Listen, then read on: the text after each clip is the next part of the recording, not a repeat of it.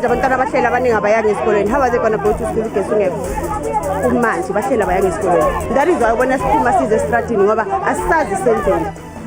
Bimaqongo imeko kwilokishi yaseThepisonke eGauteng nalapha abahlali bebelucwabevu ngomsindo bevale izitalato ngamatye namatayela avuthayo emva kokuba bechithe iintsuku ezisixhenxe bengenambane. Anginawo maningi ngingawasho ngoba ngisalimele nje ngisaluza abantwana ababili. Ngathi umthetho awuthatha indawo yawo. Useza kuhlala eziseleni de kube ngolwesine weveke ezayo uNelisiwe Thusini waseThekwini oneminyaka engama-28 ubudala notyholwa ngokubulala abantwana bakhe ababini. I still want to urge our communities that they must stop using vigilantism. If you are saying you are suspecting someone of committing a crime, rather apprehend that person and call the police. Kuba nje abatyholwa abathathu ngezithyolo zokuhlasela amakhwenkwe amathathu aseshawelo eSoweto enye lamakhwenkwe iphulukene nobomi bayo ngelixa amabini echacha esibhedlele.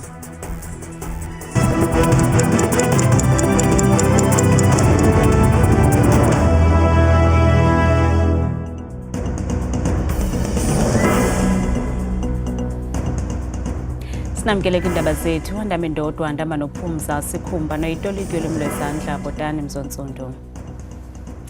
Umasipala Mbaxa iNelson Mandela Bay namhlanje uqalise iphulo lokucima umbane kwizindlu zasezidolophini kuquka nezakhiwo ezihlala abafundi ekufunyaniswe ukuba sele kulixesha elide zingabhatali. Sithetha nje zizigidi zerandi zamatyala ombane namanzi ezakubhatalwa ngabo bafunyaniswe benetyala.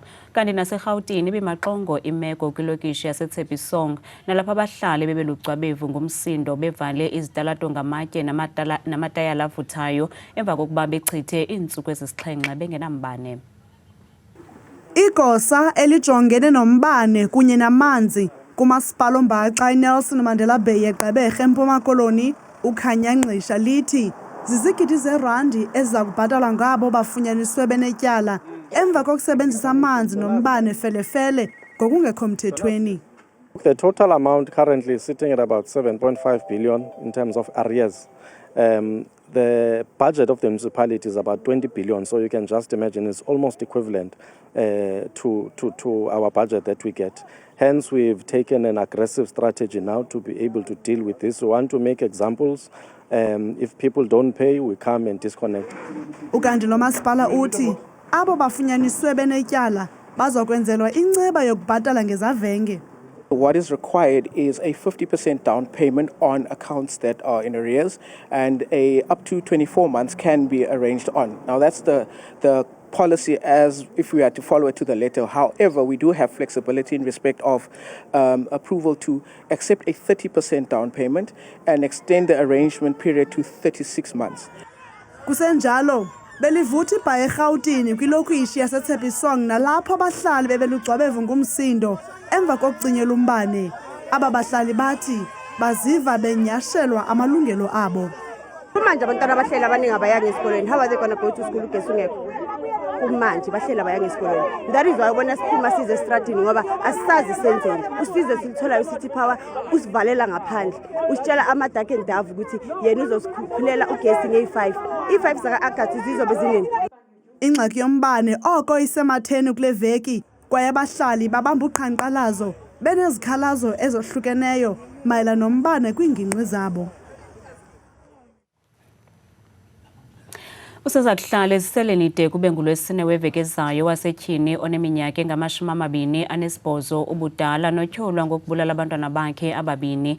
uNelisiwe Thusini wasiwa kugqirha wengqondo emva kokuvela kancinci phambi kwenkundla kwiveke ephelileyo, kanti wabanjwa emva kokufunyanwa kwemizimba emibini yabantwana bakhe kwithafa elikumazantsi eTheku. Eli tyala likaNelisiwe Thusini lihlehliselwe ulwesine weveke ezayo nalapho kuza kujongwa isicelo sakhe sebeyili.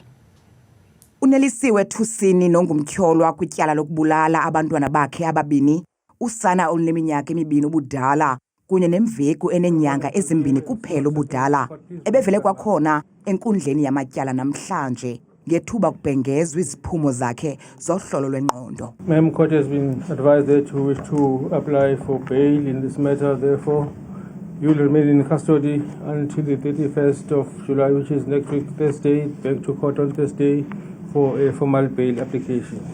Olu hlolo lwengqondo lubuye neziphumo ezibonakalisa ukuphazamiseka engqondweni kukanelisiwe. Oku ke nokushiya usapho luxhalabe nangakumbi. Mina njengobaba wengane engingakusho yebo ngiphathe kabuhlungu ukuthi ingqondo ayikho right.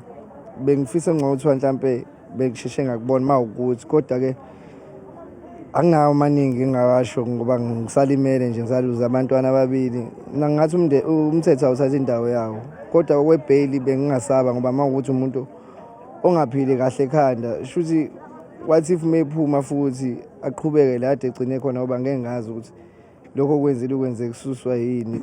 Ngenxa yobuthathaka bale meko namanye amalungu osapho axhalabile ngemeko yasengqondweni kaThusini kwaye athi kumele angayinikwa ibail. Bengithanda ukuthi uma wengane akathi ukuhlala kancane ejele angayitholi ibail. Lokho kuzongenza ukuthi mhlambe nobuhlungu enginabo mhlambe ngehla uma ngabe engajeziswa ngesenza senzile. Ngoba ukuthola kwakhe ibail uzobe kushuda kaphanishe ngoba phela uzophuma bengaphandle kanti manje unalento yokuthi yena ayitshela ukuthi ingane zakhe ngathi ziyaphila. Uma ngabe ethola ibail abuye ezofuna kumina ingane mina ngizokwenza njani? Kuza kuchotshelwa isicelo sebail sikanelisiwe ngolwesine weveke ezayo umhla wama-31 kule nyanga imiyo. Kuba nje abatyholwa abathathu ngezithyolo zokuhlasela amakhwenkwe amathathu aseshawelo eSoweto enye yalamakhwenkwe phulukene nobomi bayo ngelixa amabini echacha esibhedlele. Kutyholwa ngelithi amaxhoba abanjwa esenza ubusela nakubeni kusaqhutywa uphando ngamapolisa. Amapolisa athi kungenzeka kubanjwe abanye abantu ababandakanyeka ekubhubheni kwenye yamakhwenkwe amathathu abebanjwe avalelwa endlini yabarhwanelwa abethwa de enye yasweleka. The matter was actually reported to the police on the 21st, and the police so far have arrested 3 suspects. They have already made a court appearance at Protea yesterday, and they have been remanded in custody. And we have it on record that one of the statements says that the 2 teenagers and the 20-year-old, they were caught housebreaking in that particular house, and the owners, that's when they use vigilantism. So hence the owners, the suspects that are arrested is the owners of the house and one of the community members. Abazali bavakalisa ukungaxoli bona ngesisiganeko batho bebalisa ngemeko abafumene abantwana babo bekuyo. I'm sitting at a point where I don't know whether he'll come back and he'll live a normal life again. His skull has cracked, his head was burst open. He was unconscious for a very long time. They had to try and resuscitate him. It's quite bad. If they said he was dead, I was not going to recognize my child. Up until when he called my name, he said, "Mama," that's where I saw, okay, this is my child. Yeah, how bad he's so bad. Like, even now, you can't even recognize them. Abakwantsasane bakwalumkise uluntu ngokuthabathela umthetho ezandleni batsho begxininisa okokuba abo bafunyenwe besenza oku baza kulicula elandincamisayo. Namhlanje inkokheli ye-EFF umnumzana Julius Malema uthethe nonondaba enika ingxelo ngamalungiselelo emibhiyozo yalombutho yokufinca iminyaka 12 wasekwayo neza kubanjelwa ekhaya elitsha eNtshona Koloni ngomgqibelo umhla-26. Lokamalema uthi le ndawo yasekhaya elitsha bayikhethe kuba inabathandi nabalandeli abaninzi beqela le-EFF. Umnumzana Malema ukwathathe elithuba ukugxeka iDemocratic Alliance ngokusilela ukusisa inguqu nophuhliso kulo mmandla. Inkokheli ye-EFF uJulius Malema ukwamkele ukusekwa kwekomiti yesikhawu epalamente nezokuphanda ngezityholo ezenziwe ngumkomishinala wamapolisa KwaZulu-Natal uNjengele Nhlanhla Mkhwanazi. Revelations by Lieutenant General Nhlanhla Mkhwanazi ought to have indicated to the ruling GNU that cutting allocations to law enforcement capacity is a recipe for disaster. It is for this reason that the EFF proposed the establishment of an ad hoc committee to investigate the allegations made by General Mkhwanazi, and we welcome that this progressive step has been adopted by the National Assembly. Umalema uthi ibali lentatheli likaKhenny Kunene alinabunyani kananjalo nebango lakhe lokungamazi uKatiso KT Molefe otyholwa ngokuba ngungqondongqondo ekubulaweni kukaDJ Sambodi. Why would you take a journalist to someone who just came out of prison, who's on bail as an MMC. Now I'm very happy. You know, I dance even at night. Oh, things are looking good, Chef. We told you these things are criminals. They are nothing else but mapantiti. Lokamalema uthi umkomishinala wamapolisa kuzwelonke uNjengelefani Masemula bekufanele ukuba wabanjwa emva kweveki umkomishinala wamapolisa KwaZulu-Natal uNhlanhla Mkhwanazi enze ingxelo yakhe. There is a warrant of arrest against Masemula. It's out. I don't know why it's not being picked up. It means someone somewhere is playing politics and someone they want to undermine once more the independence of our justice system. Masemula is being arrested for what he did with Khumalo in the crime intelligence. Umalema uthi balindele iqela labantu abasuka kwingingqi ezingqonge ikhaya elitsha watsho isithi le mibhiyozo iza kuba yeyokonwabisa abantu abangathathi ntweni ikwajonga nendlela esele ihanjiwe ngulo mbutho kule minyaka eli-12. Uxolise Kalali oneminyaka engama-40 ubudala nonguceba kumasipala wengingqi eMalahleni eMpuma Koloni nokwalilungu le-ANC udutyulwe wabulawa kwaye umzimba wakhe uthe wafunyanwa ngentseni yangoLwesithathu emachubeni kukomani apho ebehlala khona. Ukubulawa kwakhe kutyholwa ukuba kuyanyaniswa neziganeko zokubulawa kwamalungu ezopolitiko kutshanje nokujoliswe koceba kuwo onke amaphondo. Amalungu eqela lakhe namhlanje andwendwele usapho lwakhe gcwale emswaneni. Bazothukile basemagunyeni kumasipala wesithili saseChris Hani eMpuma Koloni emva kwesiganeko sokubulawa komnye woceba base-Emalahleni uxolise Kalali. Usodolophu wesithili saseChris Hani uLusanda Sizani uthi iziganeko ezikumila kunje azivamanga ukwenzeka kula masipala. No, as the district, our local municipality, we are a stable district municipality. With all 6 local municipalities, we don't have these killings and all that. We don't want to speculate whether it's a political killing or not.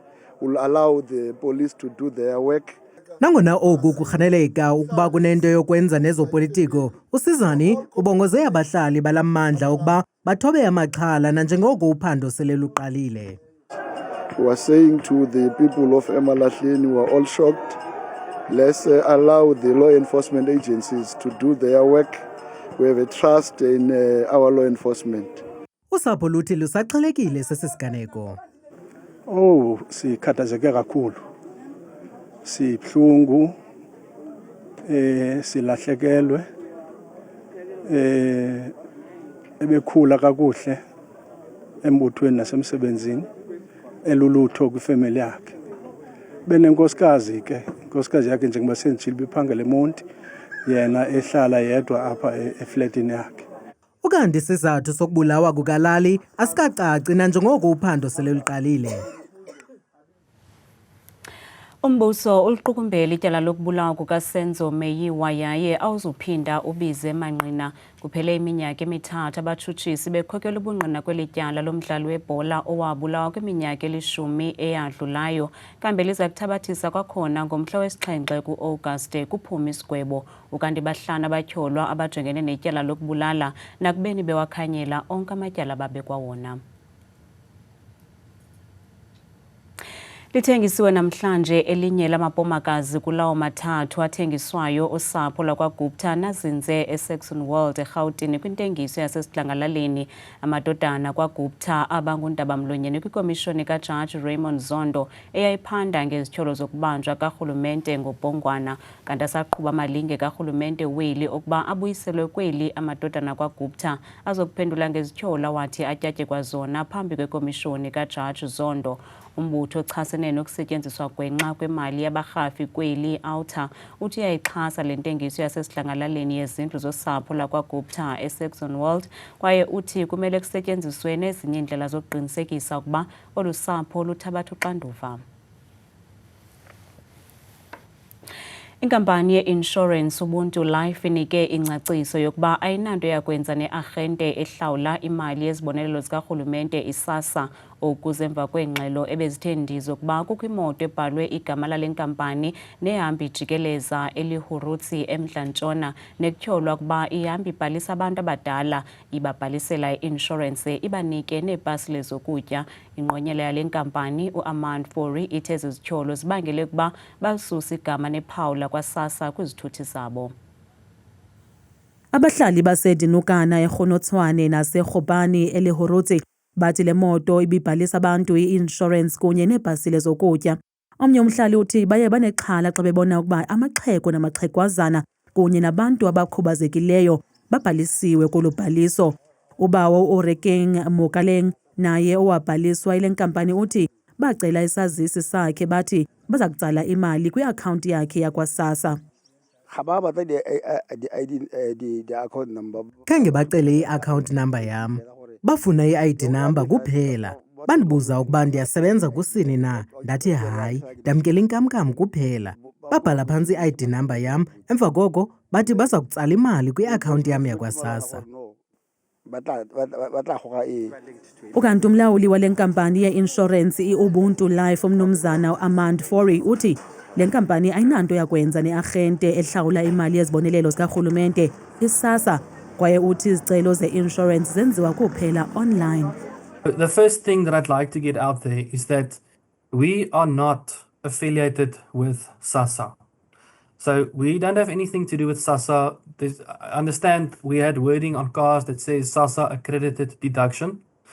That referred to the fact that our underwriter, who is African Unity, has a deduction code with SASSA via a relationship such as QLink, which is the National Payroll Administrator.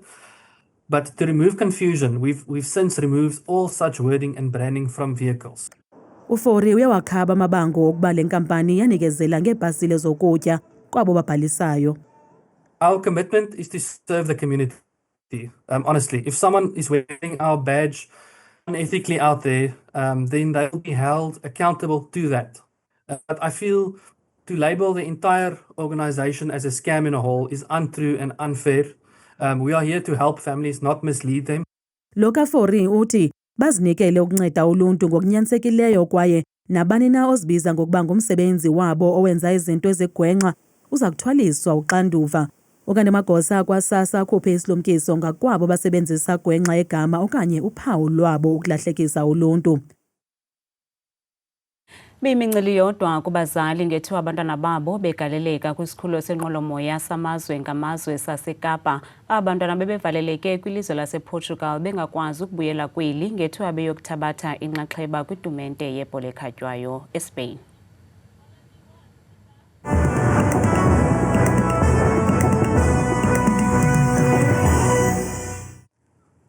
Kakhulu ke qwathikazi noma mzangwa edeskeni yendaba ndiyakubulisa nawe mbukeli wam abekhaya ndikwamkele kaloku eqongeni lam lemozulu bethuna ke gama ndikuthabile makhaphela inzwakazi yabathembu mvanje nansi imozulu masivulele ke bukele ekhaya ngokuphawula kaloku iziganeko zomvanje kwimozulu apha eMzantsi nantso kaloku imeko ithandwa mandundu kakhulu kumbini nje ngamandla kwelaphondo lonke lapha eFreystata ndawo ezikwincam yelaphondo phakalo kovelcom futhi nazo zonke nje zaziphaluka ikhona inkwankca neentshisa bezithe chache yonke lantsasa ngayela 7 degrees bayayivala ke mbukelo wam beyisonga lamini ngomso emva kwedinala beyivala kamnandi noxa kusibekele kakhulu ngo-19 degrees wona ke amaqondo wakho phansi naphezulu kweyoqala nqaka lokhu iphondo kuphaya bethuna empuma koloni ngamandla futhi kumantla welaphondo alvani Jamestown evehlisi nasemthatha phaya kwempuma qaba ngamafu kwasekuseni futhi bevuswa nguye kaloku la 10 degrees ngokubanzi imbukelo ekhaya kwakhona amaqondo wethu aphansi naphezulu phaya eFreystata ngamandla futhi imbukelo wam kumazantsi welaphondo Bloemfontein naphaya koFixburg futhi iyavakala la nkwankca ngenxa yakhe kaloku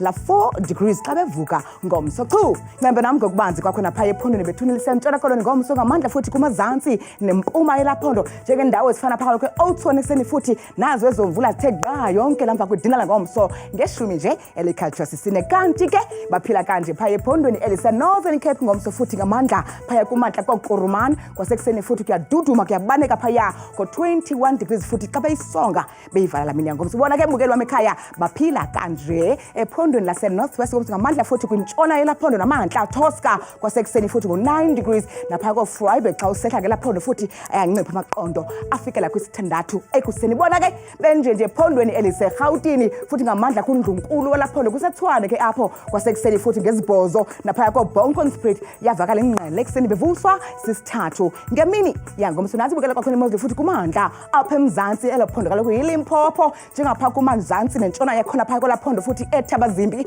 kwasekuseni ngesithandathu nakwincamo yelaphondo Polokwane bekusa ingqele ka5 degrees sehle njalo kwakhona ngokubanzi phaya ephondweni elisempumalanga ngamandla futhi kumantla welaphondo khona leqoke abane phaya futhi esikhukhuze ekseni ngo9 degrees ofana nqwakhe phofu naphaya eMbombela bevuswa ngo9 bukela khaya vuma divale ndisonge phaya ephondweni laKwaZulu Natal mbukela imozulu phakathi futhi kubadla futhi ePongola yingqele zintshana sechaka ngo10 degrees napha kwincamo nempuma Richards Bay ekseni futhi ngo13 degrees mna ndikuthele kangaka xa ejele imiyole